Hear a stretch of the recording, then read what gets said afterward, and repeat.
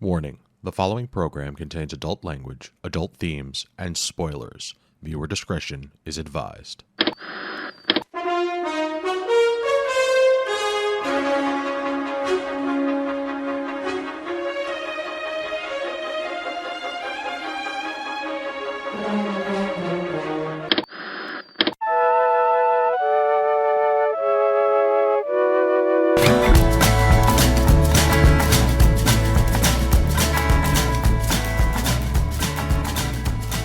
Good evening and welcome to this week's episode of This Week's Episode. It's the week of January 27th, 2022. This is episode 245 and I am your host, Kris Randazzo. Joining me tonight is Animated Cup, Karen Randazzo. I am the Blood Rage Killer. Totally Justified Revival, Angie Fernot. 9-9! And the baddest DA in the universe, Evan Goldstein. Hot damn. Tonight, a rash of celebrity deaths, the first trailer for a gritty Fresh Prince reboot, Weird Al gets a biopic, and more. But first, I have to tell you about the hamburger that I had for dinner. Ooh! All right, so let's back things up to Christmas when Karen bought for me the Griddler. I'm sorry, what? The what now? Hold on. I feel Googling coming on. Now, is that spelt like the Riddler? Yes. Yes. Okay. So basically, it's like a really fancy modern Foreman grill. Ooh, it's yes. Where the plates come off and are washable, like super easy to wash. And you can reverse the plates. They have a grill side and then like a flat side. Yep. Damn. So now we Impressive. have a grill pan. Now, typically speaking, we're the kind of people that would grill. I'd grill all year round. The problem is that my grills aren't currently like really nice grills, and so they can't get hot enough in the winter to properly cook the food. And when you say your grills, are you talking external, outside grill? Correct. Okay. External grills. Okay. So we've been using our grill pan to cook burgers, like suckers, because we have the Griddler. And tonight I decided, no, I'm going to put my burger, I'm going to flip these griddle things over, because I've been doing quesadillas and stuff on the Griddler, which is great. Mm-hmm. I'm going to flip those suckers over to the grill side, the panini press, as it were. You're going to live life. Exactly. I'm going to live life. I'm going to slap a burger in there. But I didn't stop there, right? So Karen was out this evening. So I had dinner before her. So I just was able to focus on my burger alone. So my burger was just a nice patty of ground beef, just regular ground beef, going to town, some salt and pepper and Worcestershire sauce. What's this here sauce? Mm-hmm. Just make that shit happen, all right? So I got that going. Then I diced some onion and I cooked that down and I wilted some spinach. So I had this onion and spinach thing going on. Then I really wanted some Swiss cheese, but we're all out. So I did have this brick of mozzarella. So I did 2 decently thick slices of mozzarella. Then I buttered the rolls and put them on my other actual griddle upside down so that they get nice and buttery toasted. Slap a couple of pieces of bacon on there. So it goes toasted buttered bun, 2 strips of bacon, the delicious Worcestershire flavored burger. On top of that, the 2 relatively thick slices of mozzarella. On top of that, the onions and spinach. On top of that, a couple of pickles. Then the top of the burger bun. I didn't even put anything on it. No ketchup, no nothing, because the Griddler did such a wonderful job of cooking the burger. It was so juicy and like medium rare on the inside. My mouth is literally watering, you fuck. Oh, God, You, it man, was so good. Dinner, you asshole. And so right there, this burger was just astounding. It needed nothing. Usually, I throw a little barbecue sauce on my burgers. I didn't go that route tonight because I wanted to go something special. I thought the onions and the spinach were really going to take it there, and the juiciness of the burger really, really nailed it home. But the thing that made the whole meal a total home run was Karen's other Christmas gift. Her gift to both of us was an air fryer. Okay. Air fryer is a wonderful, wonderful thing, especially in the world of tater tots. Yes. I like me some French fries, but air fryer tater tots are the shit.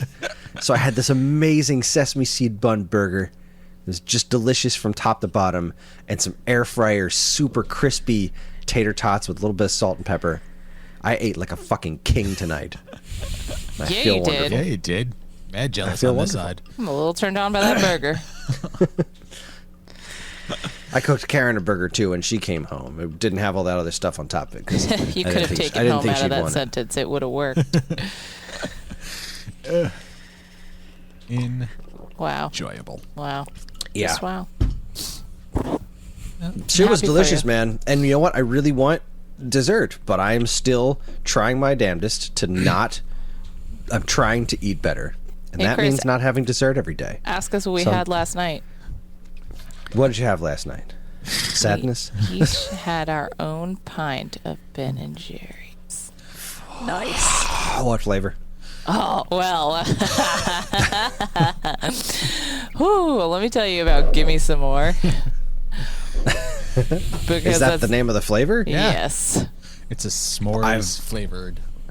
Oh, give me s'more. Oh my God. Talk to me. Tell me about it. Let me live was- vicariously through you. Literally the best ice cream I've ever had, and we had it once recently, and I was like, okay, honey, that's it for me. We've got to be good. I've never eaten a full pint of ice cream in one sitting before, and like Life you know, experience right there. right? I mean, granted, I've probably eaten that much ice cream in one sitting, but not using a pint container, to be real. So Like it's a noticeable thing when the pint container is empty and you're Yeah. scraping like the inside lid to yeah, get like that trying last to little bit. lick the inside of the container because I'm so desperately upset that it's over.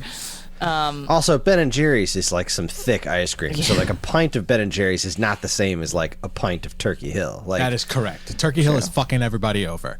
Okay, the standard is Ben and Jerry's because it's not just the ice cream; it's whatever other the stuff that shit goes- that yeah. they're loading into that The container. crack cocaine that they apparently put in there with the tears of children that just taste perfect.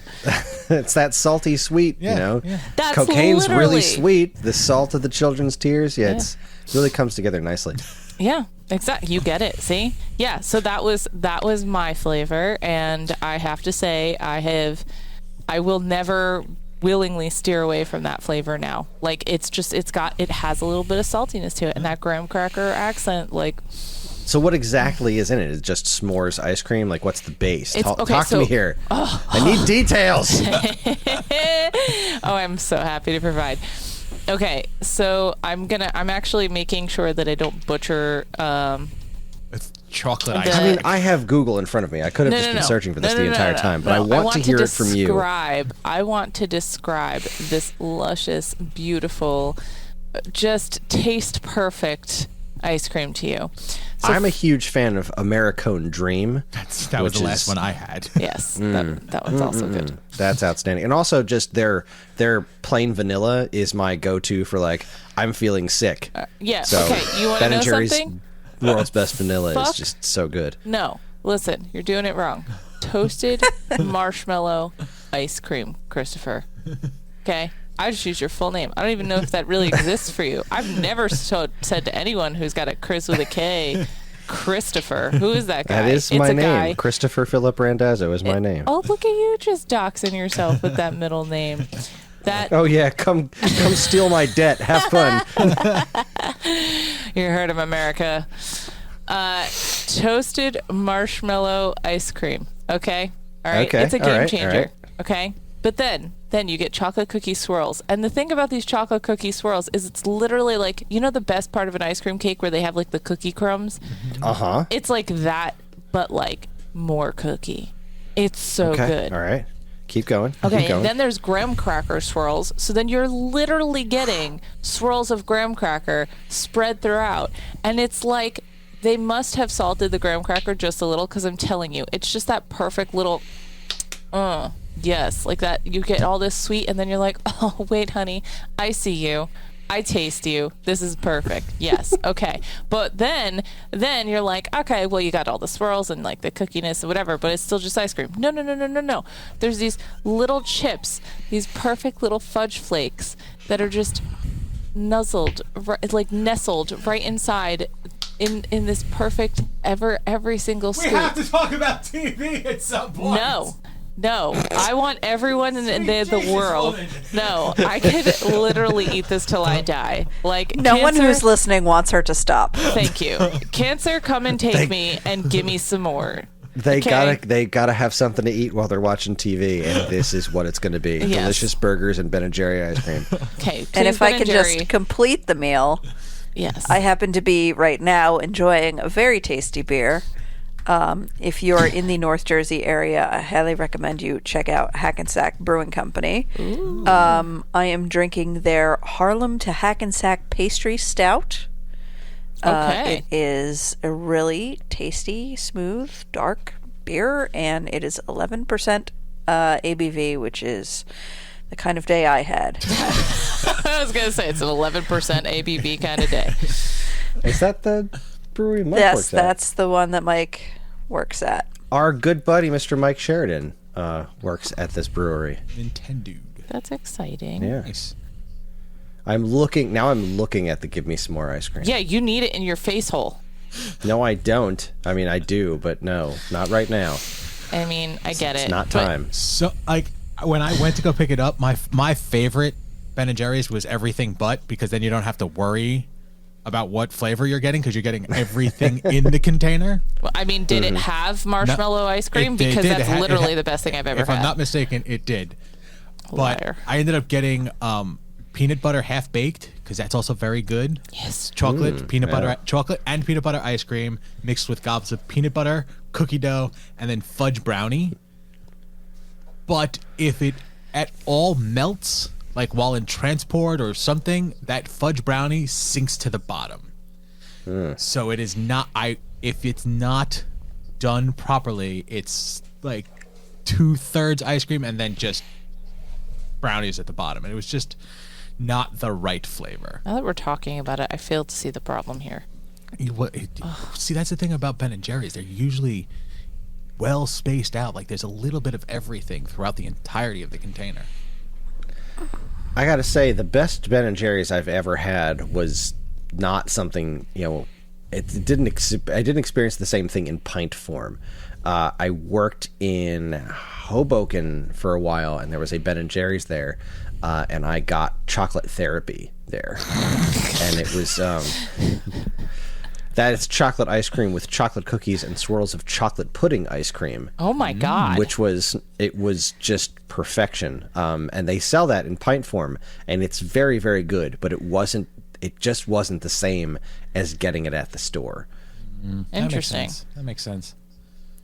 But I think that's enough ice cream, beer, and burger talk. Unless, Evan, Nope. Did you eat anything you need to tell us about? No, I am good. I had my protein shake for dinner because I had a container of ramen noodle this afternoon, and I just needed salt.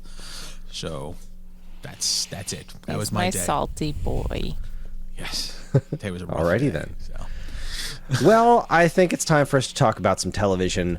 I guess. don't know that we had a ton to talk about. I only have a couple of things. I assume at least one of them, or probably two of the three of those, are things that Karen and I will talk about. So we'll just quickly discuss the Book of Boba Fett. Have you guys been caught up on that? Hard no. No.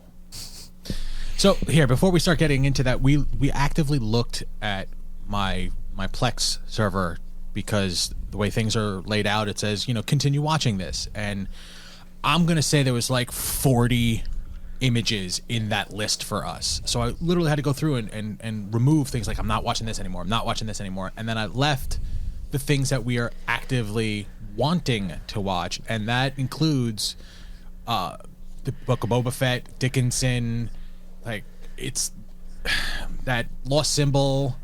These are the shows that we know that we want to go back to, but just are, like ending up with like Brooklyn Nine-Nine because we need something funny and happy. And we're also trying to, well, at least I'm consciously trying to get to a place where when we're watching stuff, like we're actually working through the list rather than just constantly like Bouncing around. Yeah. Yeah, no, I get you. And right, you were talking last time that Boba Fett, you were waiting until you could just binge the whole thing, right? We'll get at least a couple of them together because, like, that show is one of those that when we're done with the episode, I really want to watch the next one, and that's a little tough now because we jumped on it a little too early. What are you guys thinking of it so far? I'm not worried about spoilers. Yeah, it's Boba Fett. It's okay. I'm really enjoying it. It definitely has. It's not perfect, but now we appear to be done with the flashbacks. I really Okay. liked the flashback story. I really liked the current story, but I didn't like the way that the show was putting them together. Just was a little felt weird to me. But hey, it is what it is. I'm really enjoying the show. I'm kind of enjoying the online reaction, which is like somebody summed it up perfectly. Is a lot of people are angry at the Boba Fett show for Boba Fett not being the character that they had tattooed on their shoulder in like college or whatever. Because Boba Dad bod. there wasn't a lot of character growth to go from with him, and they kind of directly addressed it in the last episode where Fennec said that he had gotten weak. His time with the Tusken Raiders made him weak, and he said, "No, it made me strong, and here's why." I think the show's pretty fascinating, and as long as you're not going in with like that one scene in Mandalorian where Boba Fett killed all those dudes, like that's I want bloodthirsty, completely badass Boba Fett all the time. Like, all right, you just got to remember that, like, yeah, he was a feared bounty hunter, but he also got like comedically knocked into the Sarlacc pit in Return of the Jedi. Like, this guy's not a freaking ninja, so I don't know, get off it. I'm really enjoying it. It's weird Star Wars stuff. It's definitely got some weird stuff going on, which I like. It feels slightly non-Star Warsy at times, which I also very much welcome. I like the idea that what Disney's doing with Star Wars right now is trying to expand what it is. And Can you explain that a little bit? Like I'm confused. Like when you say, because you have way more of a history with Star Wars. The music is not all sounds like the John Williams style. You know what I mean? With The Mandalorian was kind of their first major step in that direction of like, okay, this is Star Wars, but this is also way more of a Western, right? And then they did Star Wars Visions, which is like, this is Star Wars, but it's also anime. And this is, very much stories that are taking place very much within the continuity of what happens to Boba Fett after Return of the Jedi, but it doesn't really feel like a Star Wars movie that's focused on the Skywalkers. You know what I mean? Right. Okay, I got you. And I like the direction that they're heading in with that. And from what I've come to understand, they seem to be trying to make Star Wars a little bit more like the MCU, and I don't mean that in a bad way. I mean in that they're going to do these things that aren't really connected, but then they're going to have one unifying thing that will eventually bring them together. Okay. And then spread back out again. So they're going to assemble the Star Wars Avengers. Exactly. So I'm very interested. I like the way it's going. I can't wait to see how this actually wraps up, because from Ming-Na did an interview that said after the finale, there's a decent chance that people will look at the series differently after the finale. Okay. So, and how long is this supposed to be? Do you know? I think there's 2 left. Okay. I think it's 8 episodes, something like that. It's not very many. It's a relatively short series. So, Gotcha. Only thing that I have to add to that is that I'm really they finally got to the point in the flashback story where they connected sort of like the events of The Mandalorian that these characters were in episodes of The Mandalorian for, back to the story of this book of Boba Fett and what happened to him and how he got connected to Fennec and how he ended up where we saw him at the end of The Mandalorian, like taking over Boba's palace. Gotcha. And so I appreciated having those dots connected. Nice. yeah, it's good. It's good stuff. I like it. Cool. I don't imagine you guys are going in with this deep-seated love of Boba Fett, so I think you'll be fine. Yeah, I don't remember him even being in The Mandalorian at this point, to be honest. Like, I'm just... Well, you got distracted by someone else wearing his costume. I did? Timothy. Oh, yeah, that's Timothy right. Boba Fett. Off with his pants. Yeah, give me more of that. Oh, you'll get him. I have been continuing my Cowboy Bebop rewatch. I'm almost done. Not getting to watch them every day, but last couple of days I hit up an episode or two at lunch. I got to Speak Like a Child, which is an episode we covered on the show a long time ago. It's probably my favorite episode of the series. Mushroom Samba, just good stuff. Love that show. I really love that name. Sorry. Big thing that Karen... Oh, did you wind up watching the cartoon? We have not. That is still... That's on the list. Okay. I'm telling you, it's not on purpose. I just want to be clear. Like, it's not that we don't want to watch these shows. It's really... I've had a hellish schedule as of late, and our mental capacity has just been somewhat limited. Preaching to the choir. No worries there. Cool. So the big one that Karen and I watched together that I've been really enjoying is Wheel of Time. We made it through the whole first season, and I freaking loved it, man. Cool. That's great. What did you love about it? Like, is there anything specific that stood out to you, or is it just like as a whole? Well, I mean, I'm kind of curious to get your overall thoughts on it, because we haven't been discussing it much between the two of us in preparation for the show. So, Karen, why don't you bake them away, toys? I don't know what that was, but I'm just gonna be over here. Boys. So also greatly enjoying it. I'll preface it by saying I'm not a fan, not acquainted with the books at all. Not a fan or not a fan. Just I've never read them. So that being said, I really enjoy seeing a universe that's sort of like a fantasy universe that is based around females' power. Mm-hmm. Like the whole universe is structured around the idea that the women control this magical power, and that's so refreshing in terms of things that you like normally in a fantasy universe written by a man. Women are just like sort of in a medieval power structure kind of way. They're there to look pretty. You might have one or two female characters that are like badasses, but they're the outliers. And this is all about the women. There are male characters, and they are, for the most part,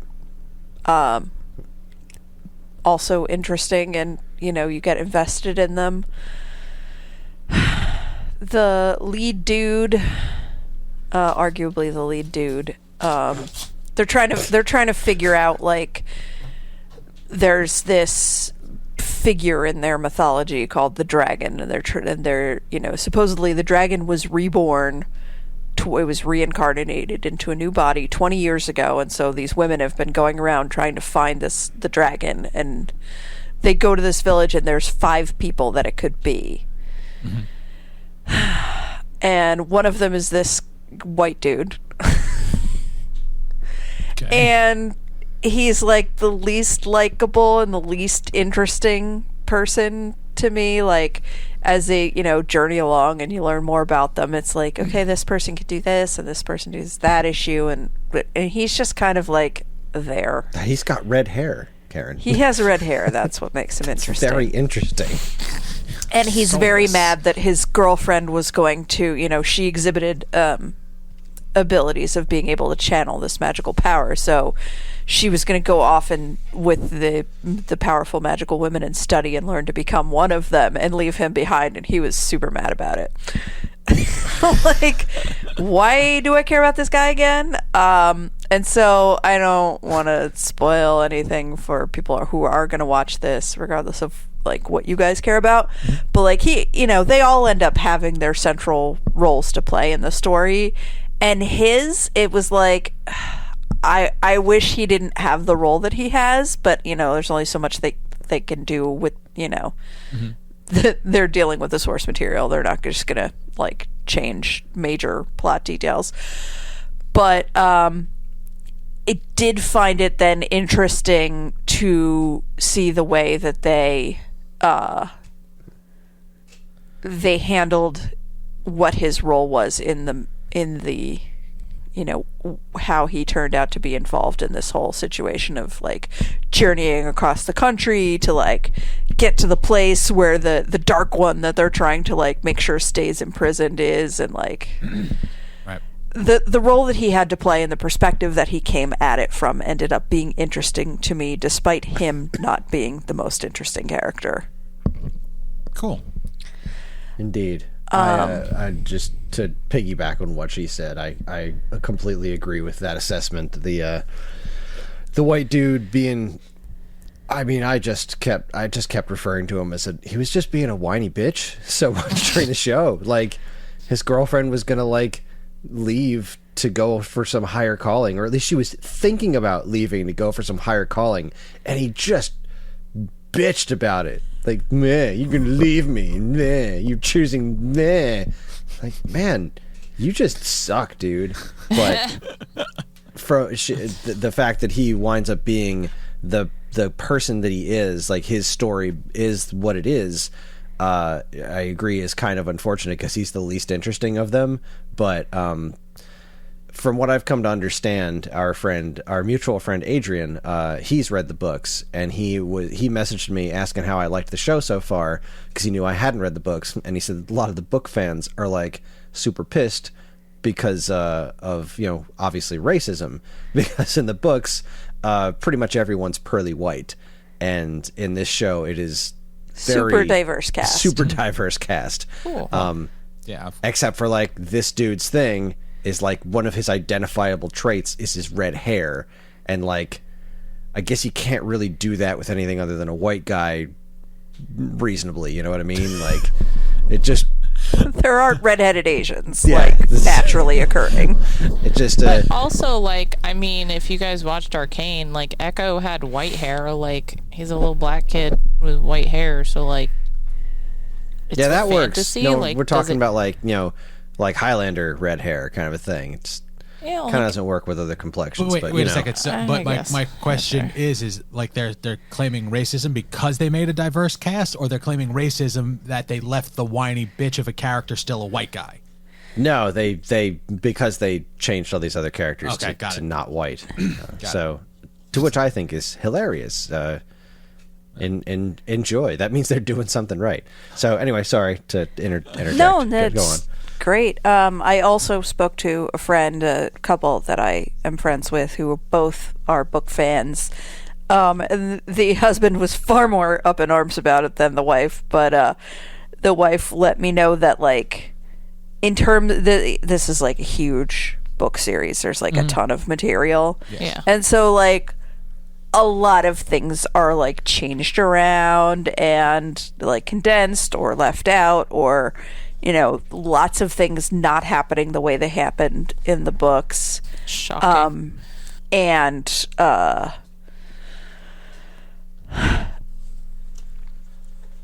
don't know what else I was going to say, but, you know, it seems like if you're a book fan and you wanted things to be 100% the way they are in the books, you're not happy with this show. My having zero familiarity with the books, I'm like, this show is fucking great. Yeah, I can tell you 100% this works absolutely without any book knowledge. This just works. I don't feel like I'm missing anything. I don't feel like anything's underbaked or underdeveloped or not earned. Like, it's all working for me. Like, even the guy who's being a whiny bitch, I mean, I get why. Like, it's not unearned whiny bitchness. It's just like, you're not a very likable person because of it. But I'm feeling fine about all of it. I like the mythology. I think everyone's playing their parts very well. Adrian did tell me that this one guy I really like on the show, he left the show kind of abruptly for personal reasons or whatever, and he's not going to be back for season 2, which is a bummer. They're recasting him because he's one of the main characters. It's kind of a bummer, but other than that, no, I think Wheel of Time is great. It's been scratching my sort of Lord of the Rings itch, although we'll get to a little bit of that in our news segment. But that was the other point that my friend made, which perhaps I should also leave for the news segment, but I'll say that you know, a thing that's making book fans unhappy is, like, they feel like the changes from the source material are unnecessary, which my friend said made her nervous for the Lord of the Rings series being in Amazon's hands, because the way the news that she has followed out of the Lord of the Rings production has indicated that Amazon is just like making up backstory, despite the fact that Tolkien has left behind like tens of thousands of pages of backstory that like for them to pull from, and yet they're just like, nah, we're gonna make shit up. So I guess, you know, it's a word of warning towards Tolkien fans. Anytime you go into anything that's beloved, you got to go in with a wary eye. Yeah, and like I guess with, I don't know, as long as it works as well as this, because I don't know Lord of the Rings outside of the movies. I was not able to make it through the books. Fellowship just did not do it for me. I mean, there's like 300 pages of walking, and that's in a 600-page book, and it's the first book.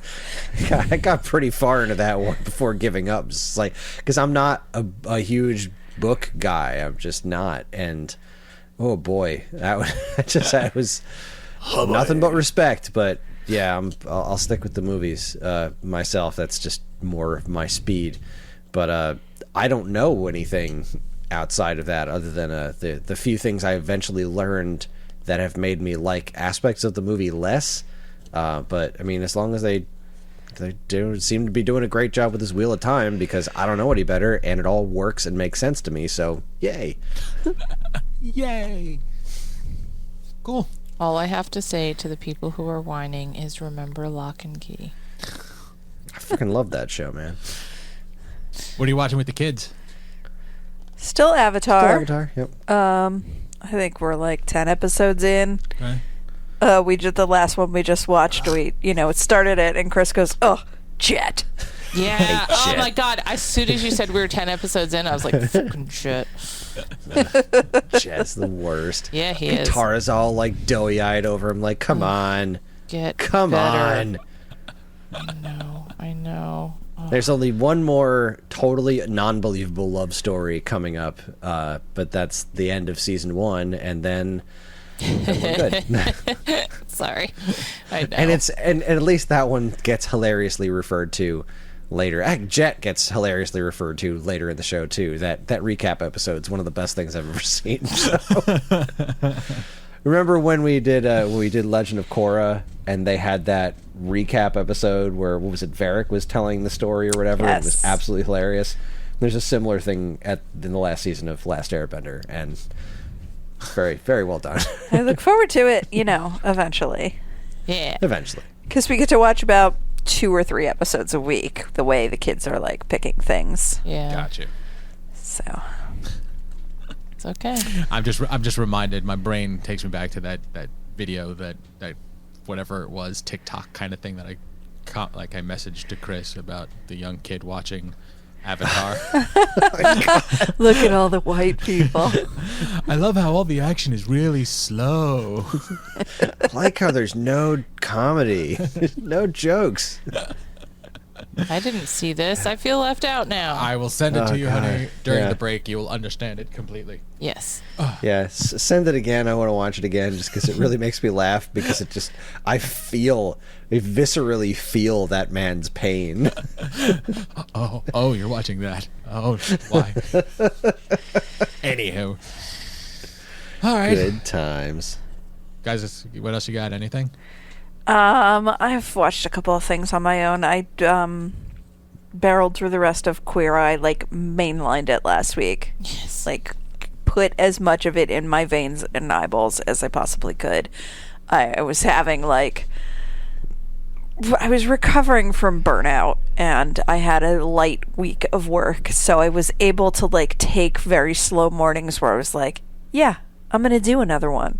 Because I don't have any work right now, and I don't feel like doing anything else. I feel like shit, and this show makes me feel better. Mm-hmm. So that's how I consumed the back half of Queer Eye. And the only thing that I have to add to the discussion is, as a whole, having seen the season as a whole now, is the show has grown so much from where it started, and I really like a small thing that they've been doing that makes it feel like so much more cohesive, which is, I feel like when they started, in each one of the Fab Five did their like little part of it, they were just on their own with the hero, doing whatever they did.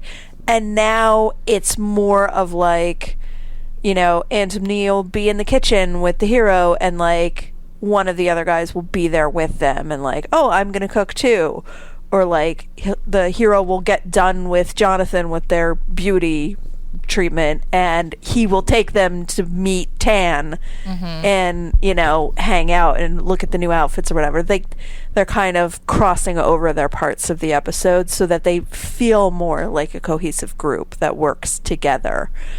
And it's a small thing, but it really is Makes just a difference. so very nice. I really encourage you, if you are needing something to pull you out of pandemic burnout, to just get as much of that into your eyeballs as fast as you possibly can. I told my therapist last week that I was doing some self-care watching Queer Eye, and she goes, "Oh, is that still on?" Because she didn't know that there was a new show. And she thought that I was, you know, making myself feel better by watching like mainlining 20-year-old episodes of a reality show. Oh my goodness. Like, no, not quite. No, that's not, no.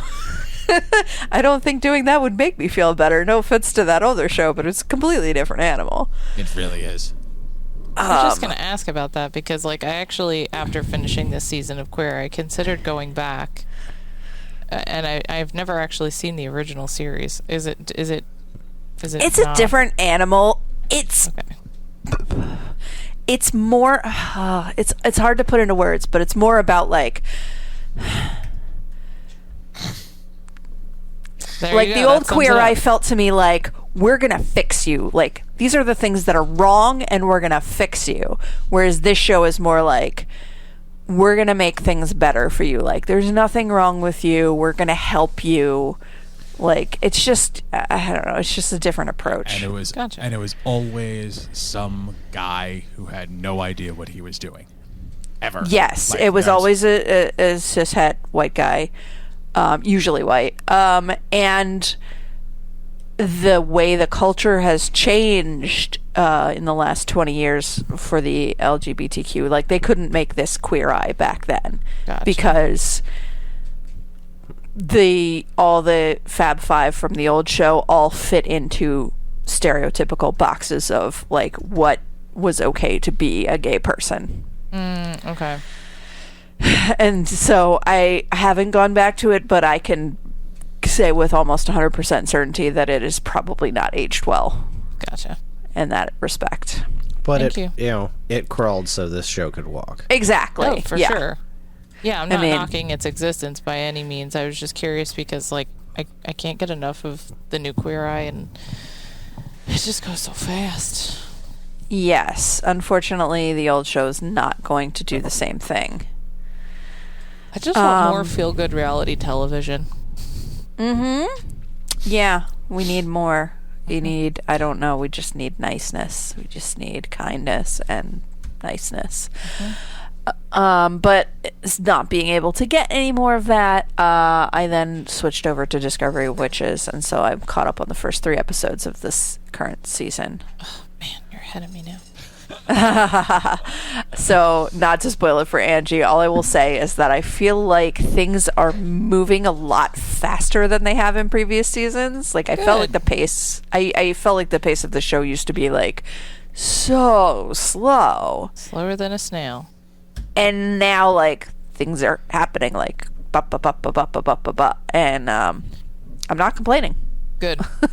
Okay. Yeah, I'm waiting to watch with a friend, and she's been kind of bugging me about it, so it will have to happen soon.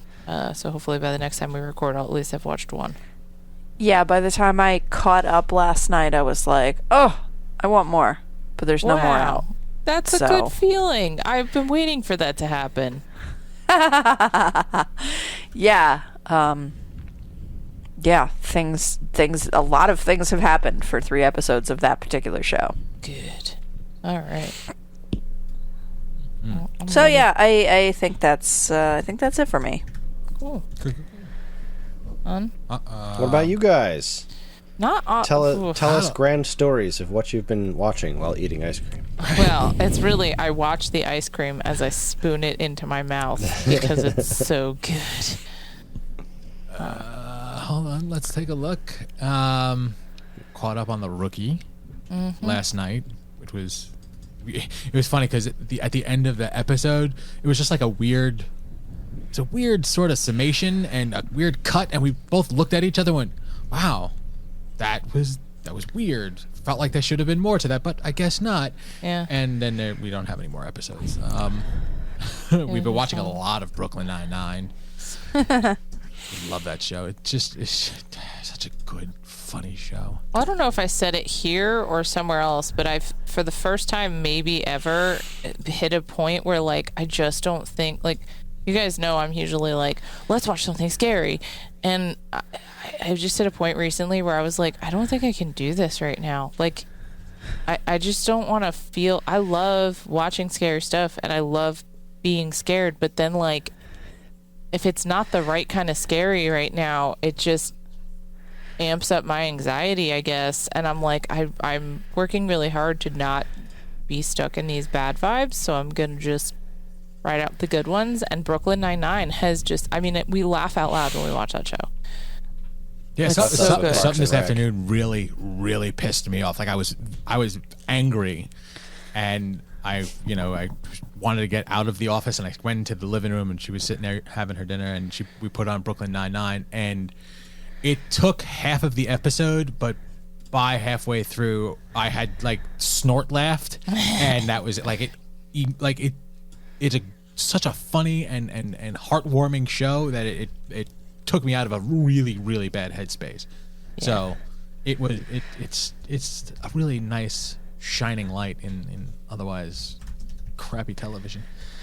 Can I, speaking of you being a horror fan, I have to tell you like a quick little side anecdote about how I think my daughter is going to be a horror fan when she grows up. Fantastic. I'm sorry. Eureka. So, tonight I was reading her stories and I noticed that she had like crap all over her face. Okay. Because her brother had one of those Kinder eggs for dessert, and he doesn't like the creamy part in the egg, so he gives it to her, and then she like sticks her face in it and like licks it all around, so she had this sticky stuff in the shape of the egg around her mouth. So cute. Okay. I'm waiting to see where this goes. How does this get to a horror fan thing? I'm gonna get there. So I go and I get a wet washcloth to like wipe her face before she goes to bed, and I come back in her room and she's hiding under her comforter, giggling. And I'm like, Allie, where are you? Where'd you go? And I like sneak up by the side of her bed and wait for like half a second until she can't tell what I might do or when I might do it. Yeah. And I just like grab the comforter and yank it off her face real fast. And when I tell you, she like screamed and then just started maniacally laughing, and then she alternated between those two like 3 times. Nice. She was like, Mommy, you really scared me. But there was never any like tears or right? fear or anything. It was like she genuinely enjoyed being that like surprised and terrified. And I was like, fantastic. oh, she's gonna watch a lot of horror movies. I mean, I've told you this. I literally like have a bucket list thing where I want to just like draw her one day like Godzilla stomping a city. Oh yeah. Like, this is who your child is, and I am here for it. So, yeah. Nice. When she's old enough to not be kept up by nightmares all night, I'm happy for you as her aunt and uncle to like Oh my God, indoctrinate her, because when she's old enough, when I'm not going to be kept up because Mommy, I had a nightmare because Aunt Angie showed me something that's too scary. Absolutely, fully understand. Obviously. We ask before doing anything that could damage the child. Yeah, Potentially traumatized. Did they get their presents? They did. Okay. Did they? Okay. We'll discuss during break. I want to know if they like them. Of course. What else? What else did we watch? Oh, okay. So my list is fairly short because work is hell. Go ahead.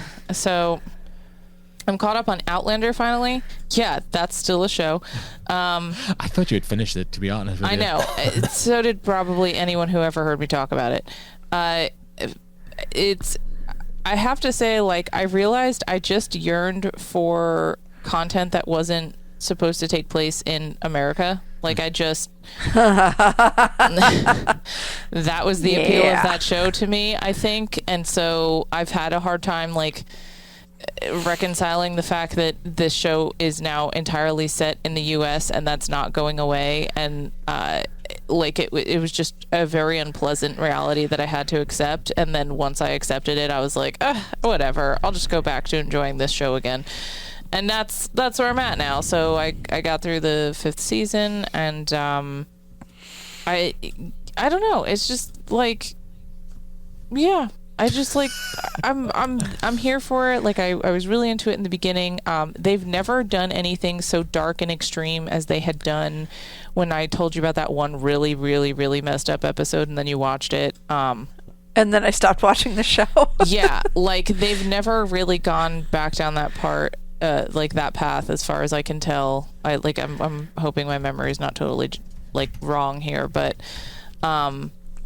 and I think it's because they realized like, oh, we definitely crossed a line. And like I went back recently and I was like, oh, maybe I should just start rewatching. And then I was like, I like hovered over where I thought that episode takes place, and I was like, the thing that I found so interesting about this was that I had never seen anything like that before on television, and I felt like it forced me to really be inside of this character's shoes. And then I was like, and I hated it.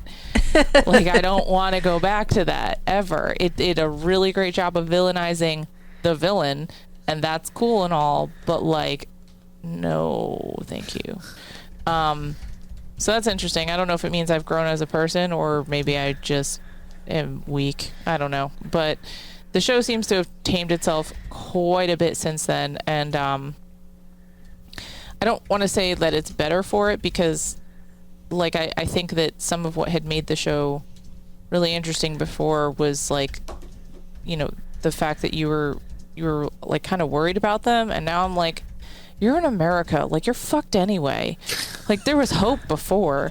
So I don't know what I'm doing with this, but the show's coming back in, I think, February or March. It's like season 6 is starting soon. So yeah, I'm looking forward to it, and I'll keep watching. And otherwise, I've just been watching the British Bake Off the Canadian baking show, and a little bit of Gargoyles, and I'm still trying to get through The Expanse.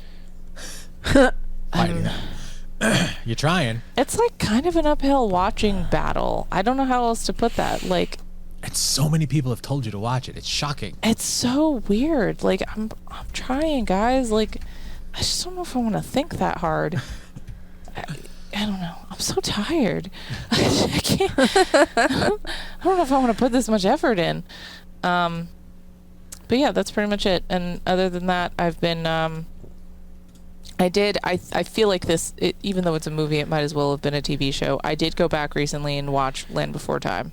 And it's only an hour long, guys. So yeah, it's like a double episode. So yeah, and it still hits me right in the feels. I still think it's fantastic, and I'm so glad that it exists and that I watched it as a kid and then that I watched it as an adult. So, man, that freaking movie is depressing. Saddest dinosaurs ever, but it was still really good. And that's it for me. We watched Arcane. We watched all of Arcane. Oh my god, I love it. So good. So good. Oh, bye. So good. Story wise. What? Yeah, what is it? What is it? It's amazing, is what it is. So thank you. It is. There's a League of Legends. It's a video game. That has characters that have playable characters in it, but it's a weird. What's the type of game it is? Is it, hun? Oh yeah. Is it yeah. a Morpurger? It's fuck. It's not an MMO. Hold on, give me 1 second. It's a PvP. Like there's 3 lanes, and then you pick your characters, and you're all on a team, and then there's things that spawn. Really story driven. Hold on. It's not really a story driven game, but you get backstory to specific characters that you can play.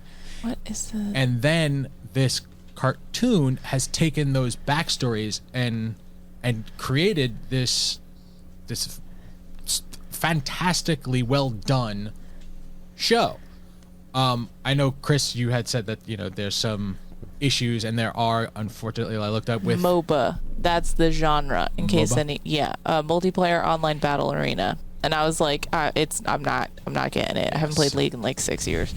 It's not, like I said, it's not a story driven game, but you get snippets of information about the characters that you can choose, and there's family drama, and it's the whole world building situation that they got going on here is a weird steampunky fantasy magic world, and it's so engaging, it's so riveting, and it's fucking stunning. Like, it is so pretty. Mm-hmm. The animation is like, so what was that? The dragon prince.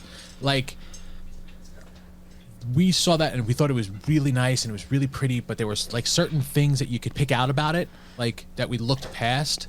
And it does what Dragon Prince failed to do. And I mean, I couldn't for the life of me find a single thing that I was disappointed in. And they kept a straight through art style, and then they heightened it with certain aspects, because one of the characters is certifiably insane. Like, she's crazy. And when they show her inner mind battle, like what she's dealing with internally, like the art style changes, and it's just beautiful. So story-wise, it's great. I don't know, like, I've never played the game. I don't know if it's like, the game is better than the movie kind of thing. Like, just watch it for what it is, because, like, there was heartstrings being pulled and growth in every character that shows up on screen. Like, there's, like, true story-driven emotion in this thing. So, and I do want to clarify, the game, while it did not originally have story when it first came out, they like revamped the game, because it's actually one of the most popular esports games in the world. And but it's not like you're playing like Uncharted or like the actual game. Yeah, the actual gameplay is very, very specific. But like, they've done a lot of stuff. Like, oh man, I just showed Evan. So there's a character, Fiddlesticks, and he's like this really awesome, like, creepy scarecrow character, and there's multiple skins for lots of the characters. And like, one of the characters in the show from Arcane, her name is Jinx, and she very clearly has like some Harley Quinn influences. But what's really cool about it is, like, you can have all these different skins for the characters, and they also have done these things where they have like actual like intro videos, and so they would do things where they would have like Fiddlesticks got a rebrand / new skin, I guess, and so they had this like short 1.5-minute video where there's these 2 guards, and they're sitting there just kind of like, on patrol and swapping stories, and then one of them goes missing, and the camera, the way it's situated is as if you are from that person's point of view, and then he starts walking towards where he hears a sound, and he's looking for this guy, and then he sees the helmet, and then he thinks he sees something, he's not sure, and then the lantern goes out and it flashes, and it's like a horror flick. I mean, it was 1 minute and 30 seconds of like absolute horror, and it was so well done. And then they've done a lot of stuff like that with the champions, and they've got beautiful art, and like, they actually even did comics at one point.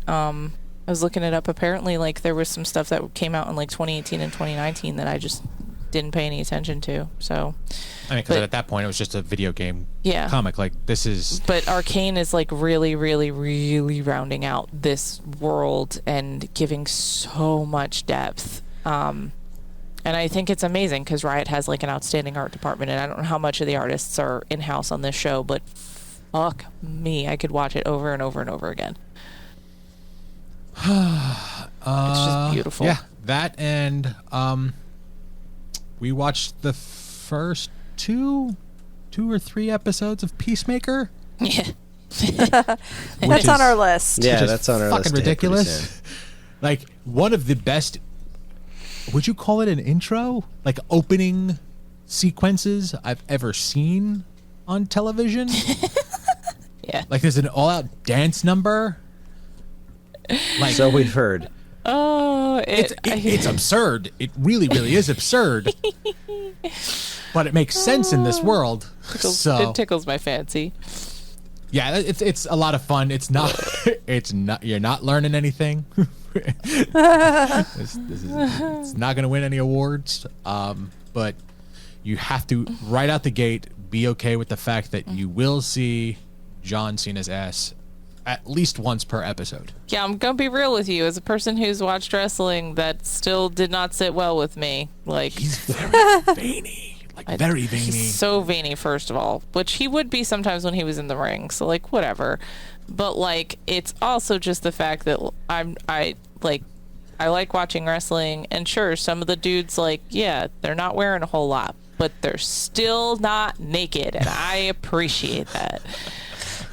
Yeah, there's a naked John Cena at one point in time. Yeah. Anywho, and I like this. I'm like warning, like trigger warning kind of thing. There is a character in the show that turns out to be heavily Nazi, like real Nazi. So be forewarned. Like he comes off first and foremost as like a douchebag, and then it escalates from there. And I was like, it's kind of weird that they chose to go this route with this, but I don't know. They made a choice. Yes, Not they sure did. it was the right one, but they made it. But John Cena's doing a great job. Very funny. I mean, he gets his ass kicked every episode so far, like painfully. Like we were About the balconies. we were watching, and he's he has to escape this apartment, and he's got to go out the back. So he's on like the 5th floor, and he goes out to the balcony, and they're sort of staggered, so he could jump from like floor 5 to floor 4, balcony wise. And every time he jumps, like we both like went, "Oh, damn! Oh, shit! That looks like it hurts." It's Like not it was graceful. It was graceful like duck. It was not good. But at the end, he gets up, and you can see that he's in pain. At the next scene, he's getting stitched up because like I don't think he has any superpowers except for his helmet. So just was able to take a hit, I guess. Durability. That's about it. But yeah, that's just a lot of fun. I mean, it's worth a watch for Eagly. He's got a pet eagle. He does. It's He's his best friend, obviously. It's his best friend. You can't potty train an eagle without taking its soul. I feel obliged to point out that we are in fact talking about children's book author John Cena. Yes. Yep. Yeah. Yep. That's why I'm saying it's weird. There's so He's many times amazing. where I've been like, he's so wholesome, and then I watch this and I'm like, See, but he is still wholesome when he does like interviews in the costume, which is weird. Like, and the character is so uncomfortable. But it's a lot of fun. It's a good show. It's definitely worth the watch.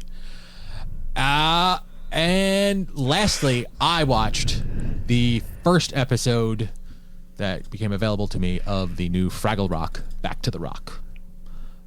Haven't gotten a chance to hit it up yet. I really want to. I was very pleasantly surprised, especially with the last couple of puppety shows that have come out that have just like missed the mark. I did note on the internets, which made me watch it, was someone got really upset that they changed the theme song. And I'm going to give everybody forewarning. The beginning of the first episode does have a new theme song, but by the end of that episode, they revert to the old one. And then in the beginning of the next episode, they use it's like a slightly updated version. So I was gonna say, like, I've heard the classic theme, the new version of the classic theme song. Like, they posted about that. So yeah. Yes. So I don't know what made them choose to do this. Like, it was not good, the first one. I was talking about partying, but it was the show.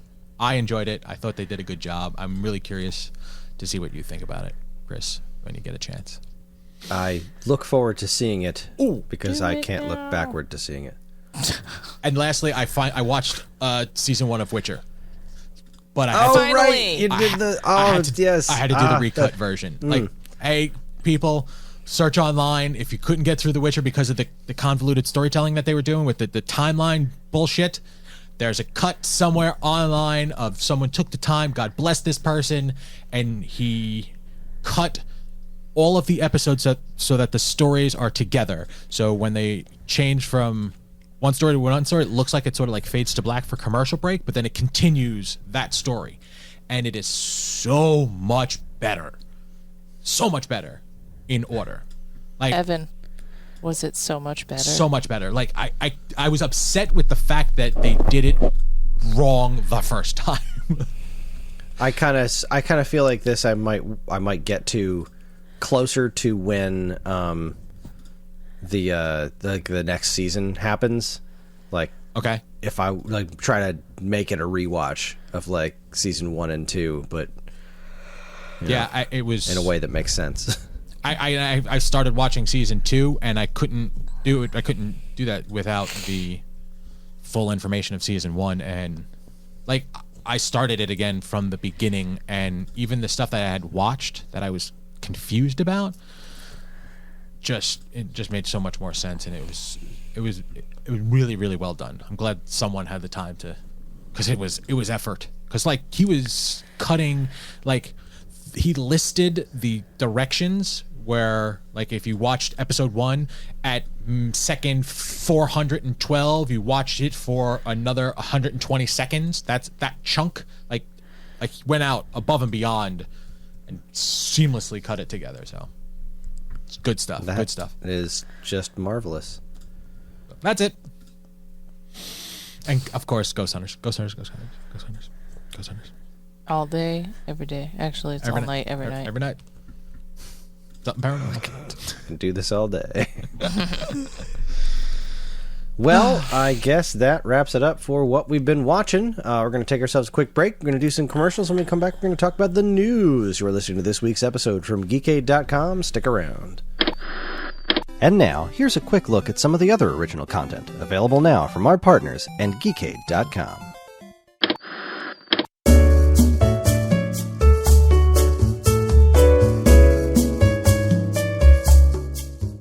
First up, what does plumbing have to do with the Matrix? Probably nothing. But if you're in the mood for a podcast that discusses the joys of plumbing and the new Matrix movie in the same episode, well, then you're in luck. Andy has re-entered the Matrix, Biff got gunked, and Ryan is still haloing. Plus, what happens to plumbing at negative 35 degrees? Find out in Weekend Rental episode 117, The Gamers Take the Red Pill. Now, side note to that commercial, one of my favorite lines I've ever heard Kris say was after Dan read that commercial for SAG. He's like, I feel that the weather shouldn't owe you. That made me laugh. The negative 35 degrees, that the weather owes you 35 degrees. Kris, that was fucking hysterical. Thank you. Next. Love that. Uno, it's the great equalizer. It's the ultimate in card gaming goodness. It's a game of skill, of wits, of trash talk. What could make Uno better? Treat it like pro wrestling and set it in space. The first ever transgalactic Uno Cup is coming, and Dean the Vestlord DeFalco will attempt to defend his... Wait a second. But isn't this the first one? You read... I know what I wrote. He will attempt to defend his title against the likes of Dr. Strike, The Truth, and Mercenary M. Who are these unstoppable Uno upstarts? Who will bring home the championship belt? It all goes down on January 29th at 1 p.m. Eastern Standard Time on twitch.tv/vest_lord. Be there or be prepared to... Oh, fuck. Be there or be prepared to draw 4. Finally, Stone Age Gamers on TikTok. That's right. Short, stupid, retro game-themed videos await you on everyone's favorite short-form video app. For reasons unknown to the writer of this commercial that do not reflect the views of the reader of this commercial, TikTok is the new craze, and it doesn't seem like it's going away anytime soon, so the fine folks at Stone Age Gamer have gotten in on the craze and started participating in what the cool kids are up to, because they're hip. So if you're on TikTok, give Stone Age Gamer a follow and enjoy a daily dose of whatever it is they think TikTok is all about. When you I'm having lots of fun. When you figure it out, you let me know, because I still don't get it. Oh, I mean, figuring it out, I don't know, but I started doing just made-up facts, just kind of ripping off the idea of rock facts from Sifl and Ollie, where I'm just picking up games and making shit up. The comic zone? That got me, because I thought you were being serious. That's why I have the sign again. It says totally real Stone Age facts, or whatever I called. I recorded like 6 of them this morning, and they all made me laugh. And really, that's the point, right? If it makes me laugh, somebody somewhere has to laugh about them. Very See, true. that's why I'm never going to be on TikTok, because I can't do funny. Oh, you sell yourself short. You're hilarious. But it's never on purpose. This is my failing. I can't do it with intention. It's just the idiocy pouring out of me, and people happen to laugh. Anyway. For all of this idiocy and more from us and our partners, be sure to keep your eyes on Geekade.com. All right, we are back, and we're going to kick things off with a whole mountain of sadness. Since the last time we had an episode of news, there have been just a mountain of celebrity deaths. So we're going to run through them, just kind of get that out of the way, pay our respects, and then move on to less distressing news. So. Right at the top, we have Mike Nesmith of the Monkees, died at age 78. But I feel like that's a good age. Sorry. Yeah, and he had a heck of a career. He was, I loved the Monkees. I loved that show when I was a kid. I absolutely love their music. Mike wrote some of my favorite songs by the Monkees. He was the heir to the Whiteout fortune, in case you didn't know that. His mom invented Whiteout, so that's pretty cool. Did not know it. And he actually distanced himself from the band for a long time, and then I think after Davy Jones died, he teamed back up with Mickey Dolenz and went on tour. But Mickey's the only one left, which is kind of a bummer. But let's see, we've got Bob Saget, who died at age 65. That was a shocker. I know at the time that they posted this news, they didn't know his cause of death yet. Does anybody know if that's come out? I don't know what the cause was, but there was no foul play. There was no drugs or anything from what I read, but I did not see whether it was a heart attack or aneurysm. That's such a bummer. So.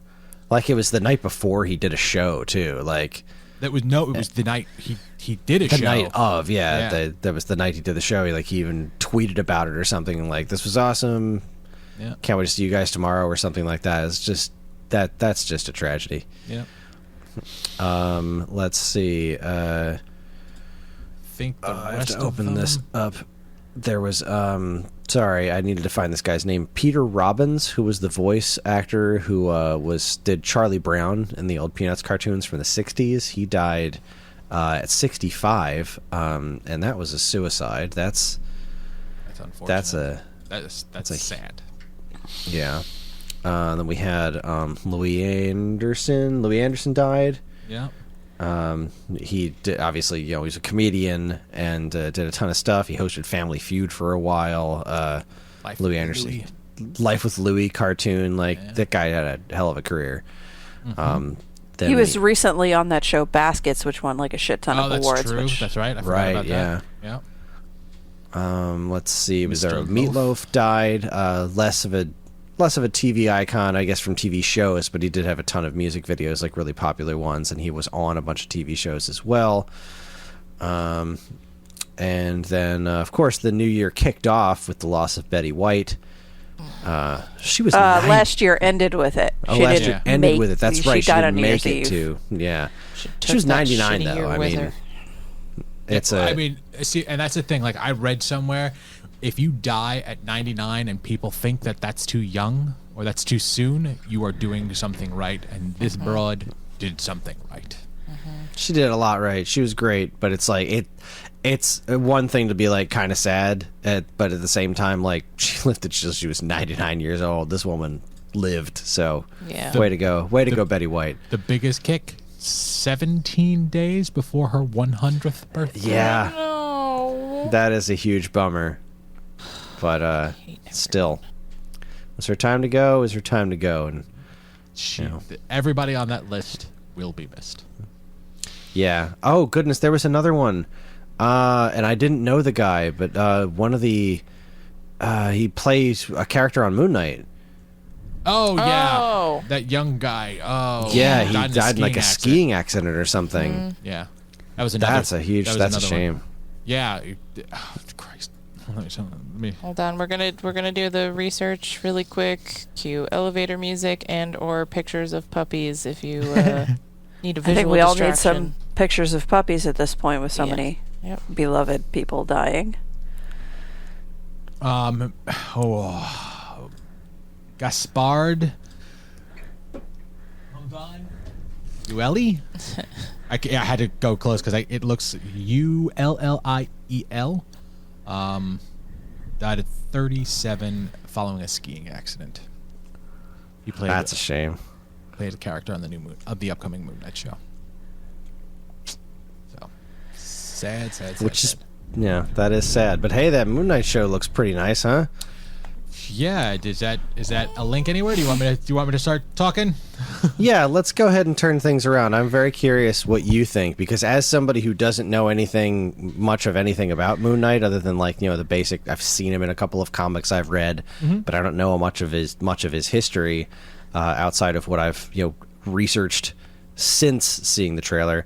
I thought the show looked really cool. I'm super excited about it. But you are a Moon Knight acolyte, so I am. To me, it was a trailer, and I'm saying, okay, it wasn't bad, it wasn't good, it was just a trailer. Now I see things that bother me about it, costume choices, things like action things that are happening, but I'm letting that stuff go till the show progresses, because like, as someone who knows the character, like one of the major titles that happened for Moon Knight was Mark Spector Moon Knight. Mark Spector was the dominant personality. This character has dissociative. He has split personality disorder. Okay, he has multiple personalities in his brain, and the dominant figure for the entirety of the comic run was a character named Mark. And they're not doing that in the trailer. They're making it a guy named Steven. And that Steven character is not the character from the comics. Like, he's there, but they're giving him a different backstory. And I'm like, okay, that's unnecessary, but let's see where you go. So that's the stuff, as someone who's a fan, there's red flags. Now, it looks great. Okay, the sense of I don't know, like the sense of urgency of him trying to figure what's going on, like it's there. The darkness, the mystery, like all of that stuff is there, and that's what that character is really about. My favorite part about this trailer was later on in our feed. There is a trailer, it's a trailer reaction of both of the lead actors, Oscar Isaacs and Ethan Hawke, watching the trailer I'm assuming for the first time, because they look like two kids watching something they're really proud of, and their reactions make it worth it for me. Okay, so it's gonna be okay, because Marvel hasn't really fucked up yet. But I'm waiting till I make my final decision on it. I'm very curious how representative this trailer is. And that's the thing. Like, it could be the first episode. Like, he has. We all know 4 that Marvel personalities. is really good at making trailers that do not actually reflect what's really happening. It's more of a tone kind of a thing. Like, and this is a character that is not the easiest thing in the world for them to market, I don't think. Like, maybe Mark Spector will be the dominant personality on the show, but they wanted to present somebody somewhat more relatable to kind of draw people in. Like, you think about Moon Knight is not extraordinarily popular Marvel character. Nope. But neither was Iron Man. So and who that's knows? Exactly. Everything that we've seen in the trailer could really be from just one episode. Could be from the first episode, which is very likely. It's very possible. That's why, like, there's certain things, like, I know as a comic book fan, like, the way he gets engulfed in his that's not how the costume goes on. He's wearing he's like Are you gonna divorce me if I tell you I actually really liked that though? The imagery looks great. That's a different dude. But we also don't know if he's just imagining that. Like, very true. That's just by the very nature of it. We have no idea how much of this is reality or is just stuff that he's seeing, right? Yeah. Like, we have no idea. That's that part of what's really interesting about it. The I do like visual- the costume design. I think it looks really cool. I'd never really pieced it together. Like, the thing about white costumes in comic books is that I feel like they're hard to visualize. Like, a lot of times, like, is that actually supposed to be white? Right. And I know that it has all this, like, Egyptian connotation. So the fact that it has this kind of like mummy-esque design detail added to it, I think is really cool. It's a really great idea. It's a great idea, but like, that's the thing. Let's incorporate. Let's introduce that in the comics, like in the source material first, because for true, like, fans, like, I know his original costume first time he came out was fucking silver because he was fighting a werewolf. Like, I know that because of years of knowledge stuck in here. This is what polite dissatisfaction looks like. But the fact, And you also have to take into consideration that none of the MCU characters are 100% comic accurate. Like, and I have yet to be disappointed in anything that the MCU has done. There's levels of like or love. There is nothing I have watched yet. I've gone, oh fuck, well, that was a waste of time. Like, and I know for a fact that won't happen for this because I'm that comic guy that will watch anything comic related. I've actually watched Catwoman twice. Okay, but yeah, that's a fucking tragedy. It's true. if you make it through 9 times, you get extra lives. It's very Don't tempt goals. him. But from what I saw of the trailer, it looks like they're taking it really seriously, which is great because it is a very serious character. It's not lighthearted like, Bucky and Falcon kind of thing. Like, there's no quips. No quips, or there shouldn't be any quips. There is a mystical side to it. The imagery of Khonshu was fantastic. Yeah, that was really cool. I loved the shot where he sees that he's holding the gun while he's driving the ice cream truck, and he just loses his shit. I really like the way that this is being acted out. It looks like it's going to be a real trip. Yep. So I'm really excited about it. So I'm going to give for anybody that's listening that happens to be a Moon Knight fan that's getting upset with certain things that they're seeing. Like I said, Mark Spector, Stephen Grant, and Jake Lockley are the 3 personalities, and then of course the 4th is Moon Knight. Stephen Grant was the millionaire, lots of money. Mark Spector was the mercenary, and Jake Lockley was the cab driver. Can I ask a question? Sure. Please don't leave me. Go ahead. But is this something where these personalities are real people that are absorbed into him, or is this actual split personalities and he's been living his whole life this way? So, depending on where you're picking up the comic book, it's both. They've played with his split personality disorder quite a bit. At one point in time, he was like Spider-Man, Wolverine, and Captain America, but they were all conversing within his brain. He thought they were real people. I've also seen it where he uses them like costumes. So to get Jake Lockley, the cab driver, came about because he needed to get information like on the underground, so he just drove a cab and he got all the gossip. But now it was then culled to be a split personality thing. In this trailer so far, we've seen Moon Knight, we've seen their version of Stephen Grant. They mentioned Mark because of the phone call, and there's a scene which I picked up, and I did scouring, and I haven't seen anybody else mention this, but there's a scene where he's looking in a round mirror on the wall, and everything's in shadow, and there's a pull chain for light, and when he pulls on the chain, the light turns on, and it's Moon Knight, and then the light turns off, light turns back on, and it's Steven again. But in the shadows, it's, to me, a person that's a fan can see the Jake Lockley because of this, of a hat. Like, he wears one of those hats that it's I don't even know what it's called, like where it just pinches in the front, like an old-timey news cap kind of thing. Like, that was his thing. It's called a newsboy cap. Newsboy cap. Like, that's the shadow. I saw it. I went, oh wow, okay. They touched on all of them, and apparently I was the only one who saw that, so I thought maybe it was me. But that's the kind of shit that Marvel and Disney will do, because they held on to this trailer and they released it on the 100% lunar visibility of a full moon. Like, they did that on purpose. They are releasing the show on a crescent moon. Like, they are actually saying, hey, we're paying attention to these things for you.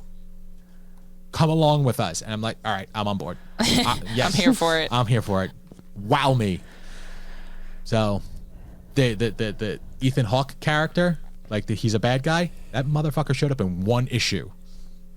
That character showed up in one book, and they got Ethan Hawke to play him. I'm like, where are you going? What are you doing? Is there a main villain that he deals with? Outside of currently Khonshu, like, is the real big battle, but Bushman was a big villain. Sun God was a big villain. They're bringing up, like, he has a new current running series that they're bringing up some new villains for him to play with. So there are. Is it Bushman the same? No, it was Bushmaster. That's that Bushmaster. was in Yeah. Luke Cage. No, okay.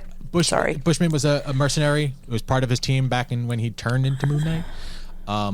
But in a comic run, Moon Knight is okay. So he's always been labeled as Marvel's Batman, which is just the fact because they got money and he uses gadgets and he's a physical fighter. That's it. That's like that's the things that connect them. Moon Knight is crazy, and he literally had no problem with killing people. That was his thing. Like, you were a bad guy, you die. At one point in time, he literally carved the man's face off. That was Bushman. But now, in the world that we live in, Moon Knight is not that character anymore. He's lightened up on it. He is still very violent. He's lightened up. He's still a violent dude, but now he's more about protection, which is, you know, that's where we got to go with it. But I want to see. There are so many things that they can touch on, costume-wise. Like, I want to see Mr. Knight, which is just a dude rolling with a white mask and a white suit. Like, I want to see that shit on my screen. Like, I have been a comic book fan for years, decades even, and I love seeing the comic book stuff on screen. I love seeing that become reality. Now, this is like that. You can't get any more closer to my heart than this character, and I'm going to enjoy every second of it. I want to make sure that I get to see all the stuff that I want to see, though. Like, I'm being that guy. I want to see the things. So, but yeah, I enjoyed it. I am cautiously optimistic for it, though. So, I'm not going nuts, but it's good stuff so far. All right, excellent. Well, let's keep this going then. Scrolling. Scrolling down to the next news story that brings me lots and lots of joy, and I can't remember if we've actually discussed the exact news on the show or not, but what the hey, Deadline.com reports that Sam Waterson will return to Law & Order to reprise his Jack McCoy role. Woohoo! And yeah. Mm-hmm. I mean, why would they even think about bringing back Law and Order until they had Jack McCoy? Come on now. Is he dead? No. Then he's doing it. He's got to do it. He has to do it. I'm just so happy. I'm just so happy. I can't wait to have it back. It's very I'm so important curious news. what new episodes are going to feel like. Did we did they give a date and time kind of thing where it's coming back? Did we? I feel like February 24th. Oh my Nice. God, that's so soon. It's a Yep, month yep. from now. Yep. Nice. Yep. Exciting. Yep. I can't wait. I can't wait. It's gonna be on the I- Peacock though. Is that it? It's on TikTok. 3-minute Yahoo episodes. Screens. Chung chung. I'm just thrilled. I love Law and Order. Okay, Karen posted this one. Decider.com. Bob's Burgers actor Jay Johnson will no longer voice Jimmy Pesto after participating in the Capitol riot, Fucking good. which is a nice way of saying the insurrection. So that's one way to lose your job. Yeah. And Bye. didn't we Yep, watch they recent have episodes? apparently now animated in the whenever that restaurant is in the background of a scene, it's like for lease. Yeah, It's closed. Yeah. that's what I was gonna say. Okay. So Awesome. Good times. Good on you, Bob's Burgers. Good on you, Bob's Burgers. You schmuck, Jay Johnson. I have not brought myself to watch this yet, but the Bel Air official trailer dropped of the gritty reboot of Fresh Prince of Bel Air, which, I mean, I guess is a story worth telling. Did anybody but me watch this? It's a trailer. sorry, no. Okay. I did. People might hate me, but I don't have like a strong attachment to the original Fresh Prince. So And that's absolutely fine. Hun, do you have any sort of attachment to Fresh Prince? Not enough for me to feel qualified to make other commentary beyond the fact that I know this is definitely not what this show is like. Right. So it's a gritty reboot, which is fine. You want to make it a little It's darker? basically taking the it's taking the premise of Fresh Prince and turning it into a DC movie. It's just taking a more realistic slant at it, which, Which is fine. I saw Will Smith's name attached to this though, like Producer, I think executive producer. He's and involved. as an executive producer, your involvement's not small. So I'm really hoping that because he's a part of this, it's gonna be okay. I just felt a little strange watching this and being like, I don't know what to do with this. Like I didn't. I don't get think excited. they're legally allowed to make this without Will Smith's involvement. Yeah. Probably very true. My biggest concern about this is the best part of The Fresh Prince of Bel Air was the relationship between him and Uncle Phil. That Uncle Phil was always there to protect him and guide him and teach him how to be a good man. And that did not play out in this trailer. I didn't, like I said, I didn't watch So, it. I just can't bring myself to do it. That is worrisome. If they don't have that, there's no reason for this to be a thing.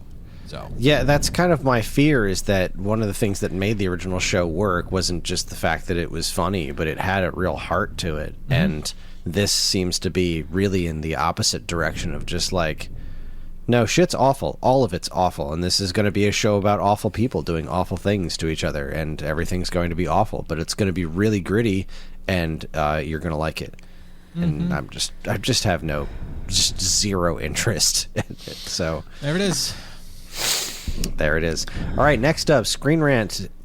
ScreenRant.com gives us the information that Netflix's Sandman show has been rated TVMA for violence, sex, and language. I'm curious what language it is. I hope it's English. So I you're posted this fired. because that's was a worry, because this was, for me, this is an adult comic. Like this is big boy material, and I was curious as if they were gonna soften it for Netflix, and with a TVMA, nope, they're not. So it's still got good footing, and Hold on to your butts. we shall see, because it looks stunning. Like it looks like the comic book. So my hopes have gotten slightly higher for this. I like when you have hope. Yeah, it happens every once in a while. Yeah. Well, on the opposite end of hope, RadioTimes.com reports Doctor Who animations of lost episodes have been canceled. Not Surprising entirely. no one. Not entirely? What do you mean? Well, I mean, Karen, you probably read the article too, so. Go ahead, Angie.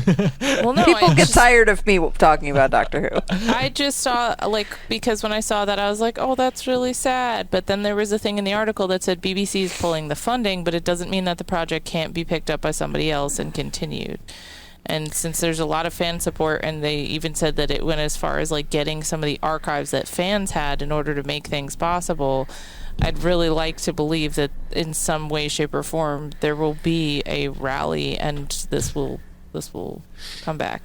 Radio Times could probably go out and kickstart this shit and get billions of dollars. I mean, that's literally the first thing that went through my head. I was like, who's starting the Indiegogo or the Kickstarter? Like, come on, guys.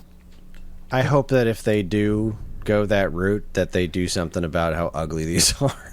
Yeah. I watched one of these, and I was just like, this is awful. Like, it's neat to listen to, and I like listening to the fact that it's an episode of Classic Who. It sounds like it because that's what it is, but just the visuals I could not wrap my head around. But that's the thing. That's why it's getting canceled. It's a great idea. It's an important historical thing, and it should be done, but it's not actually super watchable. And I think that's why. There's not a huge...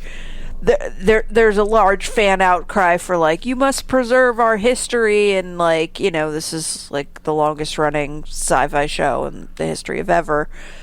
But in terms of it actually, producing income for the BBC, it's just not. Just not doing it. It's just no. Nobody actually wants to watch these except people who are interested in the historical value. There are a lot of people interested in the concept of this stuff existing. And I think, I'm not an expert and I don't live there, but I've gotten a vibe off of Twitter that, the BBC is, kind of in trouble over there in England, and they're, trying to figure out a way to stay relevant and do things that make people happy, because people aren't happy with the BBC right now. The way the BBC works is that part of their taxes in England go to pay for the BBC. It's government funded entertainment. So if people aren't happy with what the BBC is doing, that's everybody's problem. It's not like America where it's oh, if you don't like it, well, fuck you. It wasn't your money we spent on it. Don't watch it. Yeah. So this is a bummer. But it did mention BritBox could pick it up and do something with it. I think it's a great idea. I think somebody who is not the BBC should be doing it. Honestly, they're the ones who lost these episodes in the first place. So what are we doing here? Fair. Yeah, there's got to be a better way to do this, because this was, I've seen what was it, one of the trailers for one of those newer box sets that were coming out, and they're showing here's all these episodes from this season, and it just cut in were scenes from the animated version of the missing episode that was from that season or something, and it just stuck out like a sore thumb. This is just abrasive. Yeah. Do it in animatic, just animatic form, just show us some the stills. You don't even properly animate it or anything. Just show us What's that, storyboards or whatever as a DVD extra. Burns make method? Sure it's. What's that? Ken Burns, where they just That's sort of literally just zoom panning, in, panning on a picture. Just whatever you need to do, just do it as a DVD extra. Don't try to make them into things that everyone watches on TV. Do it as a special bonus thing, and call it a day. I think that's just the best way to handle it. But hey, I'm not in charge of the BBC. But I tell you what is universally good news is Variety.com is reporting the Justified revival set at FX with Timothy Oliphant returning. Yes! Oh my God, this fucking news made my day. I was on Twitter when I found this out, and like, Twitter's a cesspool, right? But like every once in a while you find out something good on Twitter, and it's like a freaking happy surprise. I was like, oh my God, what is happening? I'm so happy. Yes. This is probably the part where I should tell you all I haven't seen Justified. Oh, girl. Moving on. I'll take care of it. Don't I've seen Karen. some of the beginning, like, but I haven't seen all of it, so. Okay, the end. Moving on. Yay, happy times. Timothy It's a Olyphant, so really, great. it's a really important show. Like, it's so good. Yeah, it's You gotta. It's top And it's notch like, stuff. I mean, Raylan Givens, girl, you're missing out. Oh, trust me. I know what I've been missing. Love you. Hi, Chris. How are you? Everything good? Look, Just I'm swooning saying, over Timothy Olyphant. That's all. Swoon. Everybody does. I can't, like, how do you He's a Easy delight. on the eyes. You would do him. Anyhow. He is a delight, and I love the Justified. That show is great. Great show. I'm glad it's only like a one-time thing, right? It's like Yeah, here's it's a this- limited series. It's a limited series, so that kind of works as an epilogue to the show Justified, which works for me because that show not being set where it's set is kind of defeats the purpose, like It's one of those shows where the setting is a character. And, like, it's a cheesy thing to say.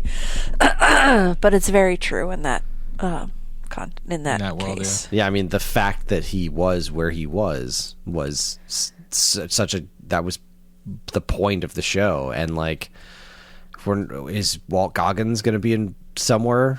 Like, how do you have Raylan Givens without Boyd Crowder? Like, I'm very curious what this is going to actually be like.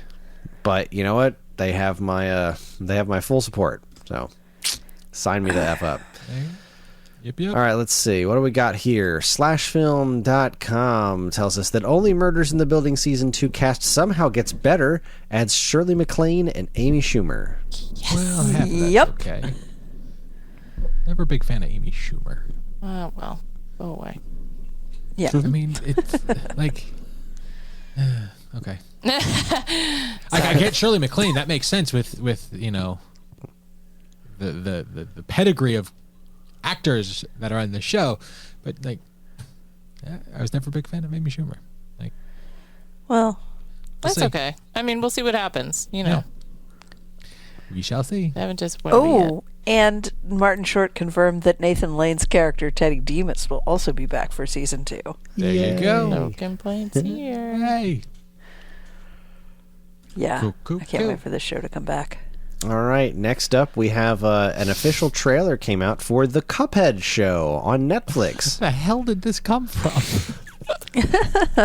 This is really something to me. Cuphead, it was an independent video game that was based on like old 1930s animation, and it's super fun. It's super hard, and it just really blew up. And I can't believe that there's a Netflix animated series based on an indie game. But here we are. It looks wild. Yeah. I was very curious to hear what you were going to think of this because I was watching the trailer and I was like, what is even? I can't. I mean, it's given me like old season 1 and 2 Ren and Stimpy vibes. It's given me like little bit of Freakazoid, little bit of Animaniacs. Like, this is definitely pulling inspirations from a lot of sources. I hope it's as good as it looks as far as a thing, because I mean this property itself, these character designs and this world that they created for this game are just hilarious. They're wonderful. They're super whimsical in all the best ways. And there's going to be this whole huge DLC pack added to Cuphead, which introduces the third character. I can't remember her name.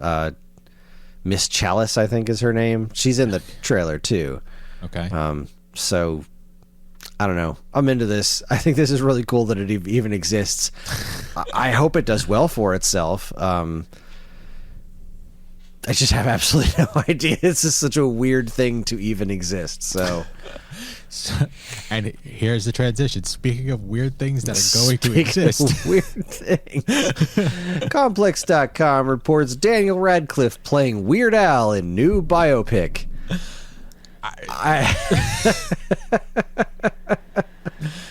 Yep.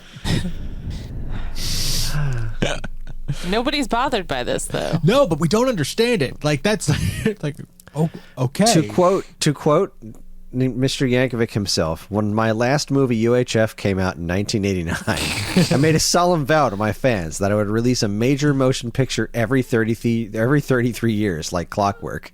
I'm very happy to say we're on schedule, and I'm absolutely thrilled that Daniel Radcliffe will be portraying me in the film. I have no doubt whatsoever that this is the role future generations will remember him for. I love you, Weird Al. Thank you so much. It's such a joy. It really is. And you know what? I really like Daniel Radcliffe. Like, he is a good actor. Outside of that whole wizardry crapola stuff. Oh, whatever. I just finished watching the Harry Potter movies for the first time, by the way. I had never seen them the whole way through because I had been so happy with the books and just not, I don't know. I just never made it to all the movies. And yeah, he's great. Then at one point in time, the movies are very well acted. Yes. The movies themselves, I always felt, got a lot worse as they went on because they're adapting far more complex material. And unlike something like Wheel of Time, I felt like the movies were like, okay, now this is just a collection of scenes. And that's a podcast for another podcast. Mm-hmm. Mm-hmm. Yeah, that's fun news. I'm very happy about it. Moving on, Deadline.com, Star Trek Picard, Whoopi Goldberg's casting revealed in Season 2 trailer. I haven't even finished Season 1 yet. I have tentatively convinced Karen to watch Picard with me as our show after we finish, we finished Wheel of Time, or whatever we do next. Maybe we'll do Peacemaker first. I don't know. I really want to watch this show, and I don't have the time. Like, I don't have alone TV time. I just don't have it. And when I do, I am usually using it to play video games. Mm-hmm. And I really want to watch this show. I've loved the first half of Season 1. And this trailer looked really good, and I'm very excited that it exists. Yay. I mean, the whole trailer looked great. Like, because I haven't watched any. I think we talked about one episode of Picard, right? Like, we did. I think the first one. That was the only one I saw because I'm not a Star Trek guy. But as I'm watching this trailer, I'm like, there's fucking time travel. It looks like, and I recognize at least 6 characters on that screen. So they're doing something right. Yeah, they're bringing Q in, which like Q was from Next Generation, and he was like this. God, it's been decades since I've seen Next Generation, but Q was like this kind of all-powerful being that just really enjoyed Picard's company. Like, and also just making everyone on the ship miserable. Yeah, including Picard. It's just, I like this guy. I'm gonna fuck with him because I'm Q, and you can't do anything. Is he the Star Trek version of Mitzelplicht? Like, yeah, he's kind of like a button-down Mixie Spidlick. Yeah, that's how I would. It's a very good explanation of him. Nice, and I like the way you pronounced it properly because I had never... you know what, that Superman cartoon with Gilbert Gottfried, like, I'll never forget it now. I always wondered how to pronounce it. Then he spelled it out, and it's like, all right, I know how to say that now, and I'll never say it wrong again. So yeah, it looks great. It looks really good. Yeah, I love that this exists. I think it's a really cool take on Star Trek. I wish I've seen any other Star Trek stuff, but again, my solo TV time is extremely limited. So, yeah, Star Trek Discovery is just sitting on the wind. Mm-hmm. I never even made it through all of Voyager, so I mean, even some of the callbacks to Voyager in this show are mysteries to me. Like Jerry Ryan's character, I know of her. I've seen some of Voyager, but I was kind of not on Star Trek at that time. But I watched every episode of Next Gen. I watched every episode of DS9.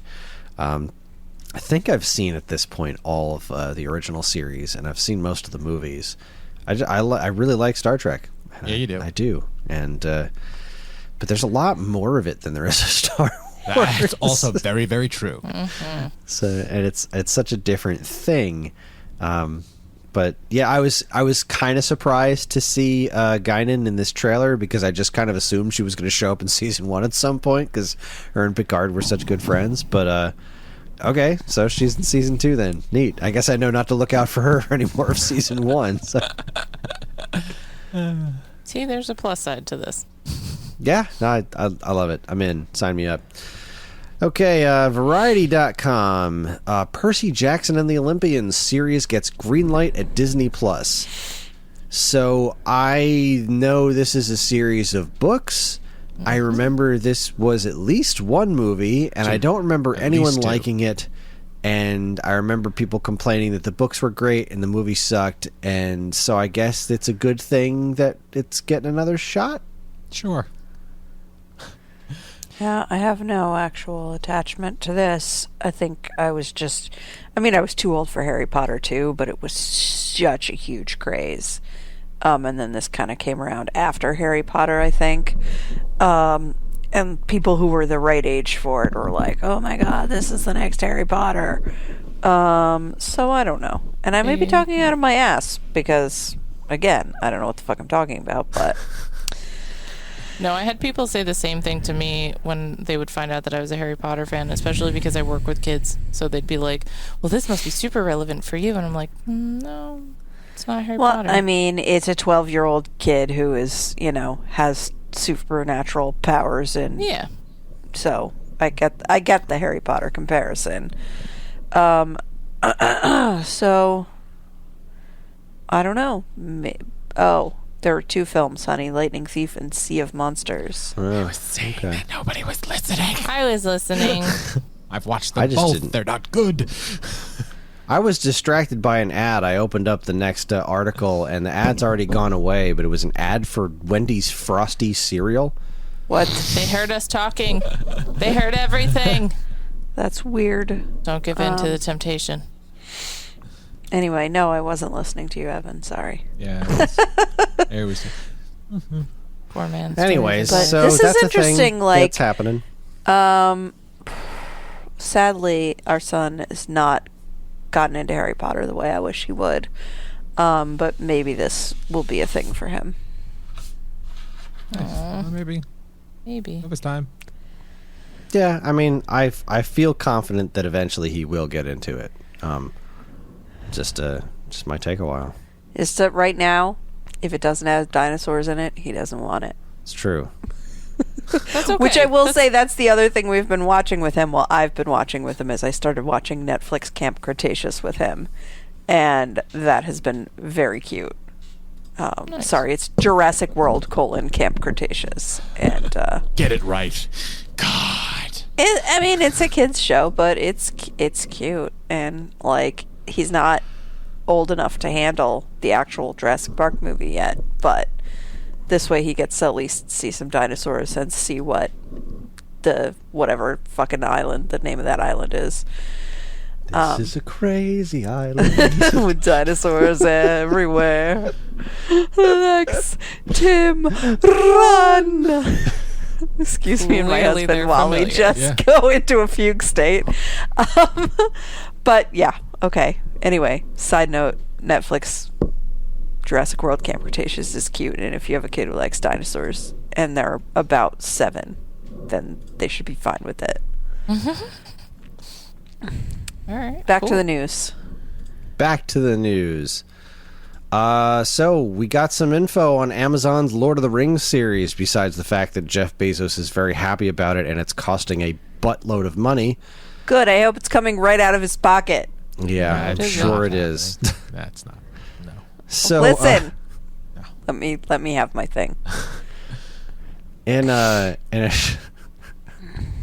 one of the first thoughts I had about this title was I was having a hard time putting into words how I felt about it, and then TV's Frank tweeted exactly what I felt about it. So the show is going to be called The Lord of the Rings: The Rings of Power, And I'm pretty sure it was Frank Conniff who tweeted, getting some serious Manos the Hands of Fate vibes off of this title. Yep. Well, apparently that they changed the title. It used to be something else. And I guess the fans felt it should be called this.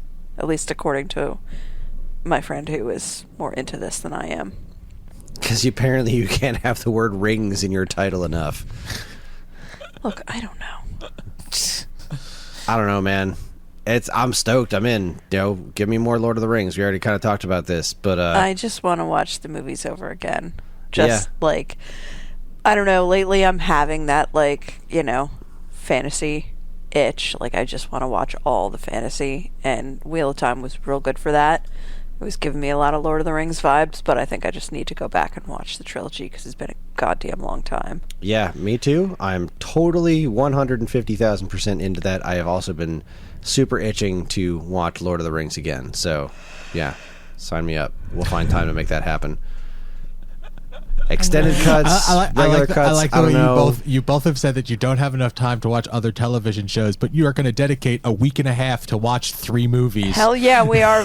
Watch us bend time. That's right. Like, how the fuck are you going to pull that off? Okay. I'm now wondering if this is the time where I should come out and say I also just watched those for the first time too. Oh, cool. How'd you think? She doesn't want to say because she doesn't want to be vilified. No, I would say I didn't love it as much as you guys clearly do. But I definitely enjoyed it. I just found that I did watch the extended cuts. Oh boy, so you went in, huh? Yeah, because I was like, I'm gonna I fucking definitely would have do recommended the this. theatrical cuts to you. Yeah, no. Listen, your girl doesn't mess around, okay?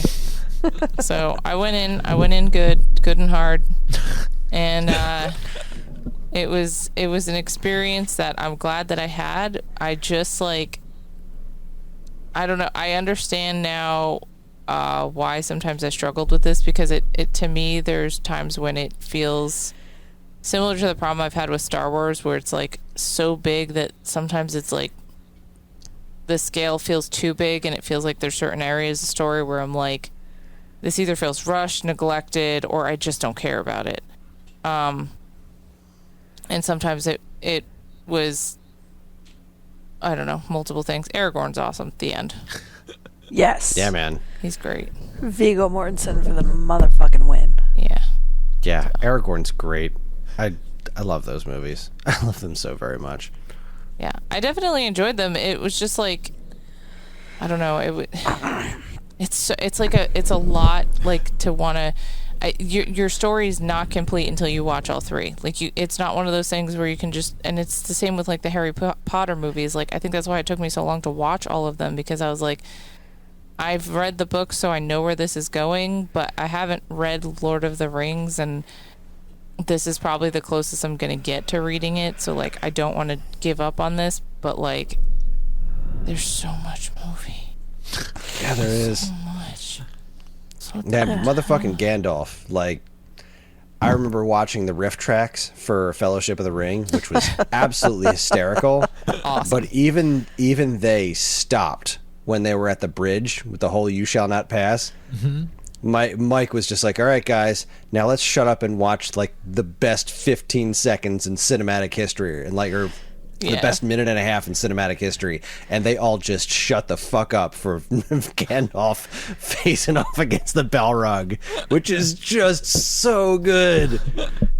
God damn, Ian McKellen, just No, but I get it now. I mean, I always liked him as an actor, but I was like, yeah, this tracks. I just had a hard time, I don't know. I understand the ring, it infects you and whatever, but after a while, I was like, fucking get off your high horse, Frodo. Deal with this shit. He can't get on a high horse. He's a halfling. He rides ponies. Listen, he was practically freaking Get off floating. your low horse. He was so mean to Sam, and I was like, okay, you know what? Yep. Just let the spider eat you, because you're why? Why? Okay, there were eagles. Let's just just for 1 second, just give me this. God, don't start on the Eagles. There's eagle. Like, why didn't they just fly the fucking ring? Welcome to where the rest Mordor? of us are. Okay. Because then there wouldn't be a movie. Okay. Cuz movie. Okay. I don't know. Fair enough. I'm gonna need to get you to get all the way off my back about that one. Oh man, I should watch feel that. confident. Wait, yeah, was that there's a got to pitch be meeting a thing? yeah. Uh-huh. I haven't seen that one in a while. Good times. I don't know if I've actually watched I that didn't know one. there was one for it. I feel like there There is, has right? to be. I can't be. This is imagining something we that. can do after the show. Yeah, no, for sure. Which pitch meeting? I'm not going to actually. Just want to see if it exists. Yeah, they did all three of those, I think. Of course. I'm so tired, but I really want to watch them. Yeah, know. we'll watch them when we go upstairs. We'll get in bed and we'll fire up the pitch meetings and go to sleep. It'll be great. I really want to. Guys, I am like this far from unconscious. I feel you. They did the Hobbit ones too. Boy, did you see the Hobbit movies? Shut up and end the show. Move on. There's nothing to move on to. This is it. The show's over, folks. We did it. Go- I just kept quiet. So tired. All right. While Karen hyperventilates in the corner, we've lost everyone here. That's our show. This week's episode is not filmed before a live studio audience, but it is fueled by feedback from listeners like you, and you can get in touch with us in a multitude of ways. We have an official Geekade Discord where there's an entire This Week's Episode channel dedicated to all things TV talk. We're on Facebook, Twitter, and Instagram through the official Geekade channels or the more specific Twepcast accounts. And of course, the four of us can be found in various ways. I'm available on Twitter at Geekade Kris, that's Geekade Kris, and you can read my work at StoneAgeGamer.com and in the pages of Nintendo Force magazine. Karen? Stop it. STM stitches everything. Go. Angie, where can people find you? Wherever Karen tells them to go. And Evan, how you doing, buddy?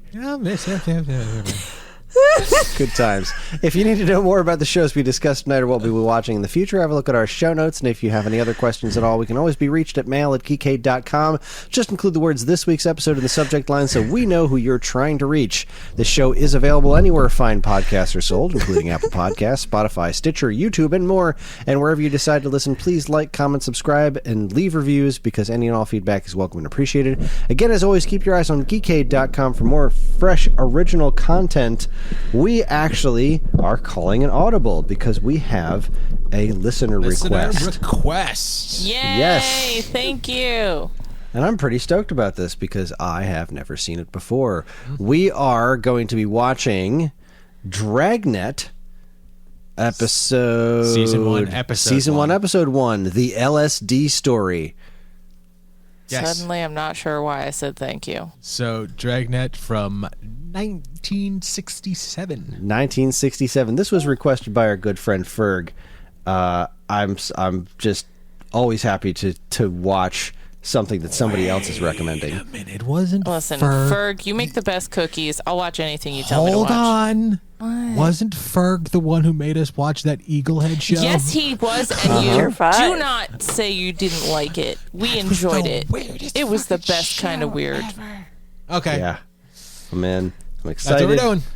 I also told him that to put together an audio submission for us, so I'm going to make sure that that's available for us to all listen to when we discuss the episode later next month. Yeah, 'cause January is almost over. Yeah. All right, that's it, everybody. That's your homework. Watch the LSD story, Season 1, Episode 1 of Dragnet from 1967. Thank you, Ferg. Thank you, everybody else, for listening. And on behalf of all of us, I am Kris. I'm Karen. I'm so tired. Why did they take all the comedy out? Look at all the white people. Good night. What you watching? Airbender. Avatar! That's right, it is on Netflix. What you think? Holy shit. It's really good. Oh, you meant the movie. Great. I'm so glad you're being exposed to that. I'm gonna go back up the stairs My and... favorite character is That's That's not how you pronounce it. Oh, just kidding. Keep going. I like how slow the fighting is. It's supposed to be a lot faster than that. How it's not funny at all. Why? Why is it so unfunny? They took all the comedy out of the original source material. Please tell me when it's over. Look at all the white people. And this concludes our broadcast day.